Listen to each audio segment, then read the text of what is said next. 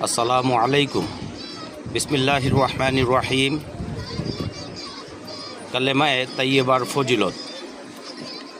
আন মুআয ইবনে জাবাল রাদিয়াল্লাহু তাআলা আনহু ক্বালা ক্বালা রাসূলুল্লাহ সাল্লাল্লাহু আলাইহি ওয়াসাল্লাম মান কানা আখিরু কালিমাহি লা ইলাহা ইল্লাল্লাহ লা ইলাহা ইল্লাল্লাহু দাখালাল জান্নাহ।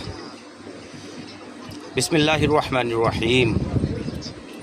হযরত মুআয ইবনে জাবাল রাদিয়াল্লাহু তাআলা আনহু বলেন, রাসূলুল্লাহ সাল্লাল্লাহু আলাইহি ওয়াসাল্লাম ইরশাদ করেছেন, যার শেষ কথা হবে লা ইলাহা ইল্লাল্লাহ, সে জান্নাতে প্রবেশ করবে।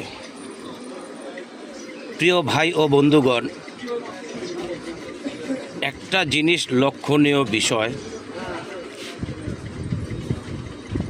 আমরা যে জিনিসটার উপরে পরিশ্রম করি, মেহনত করি,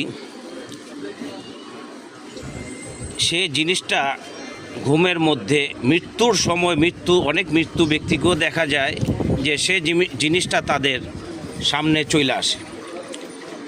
ভাই ও বন্ধুগণ, আমরা যদি আমাদের শেষ কথা লা ইলাহা ইল্লাল্লাহ বানাতে চাই, তাহলে অবশ্যই আমাদেরকে লা ইলাহা ইল্লাল্লাহ এটার মেহনত করে,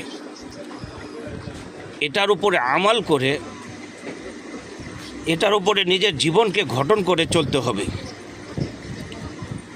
তাহলেই যদি আল্লাহ পাক মেহেরবানি করে আল্লাহর অশেষ রহমতে আমাদেরকে মৃত্যুর সময় লা ইলাহা ইল্লাল্লাহ বলার তৌফিক দান করেন।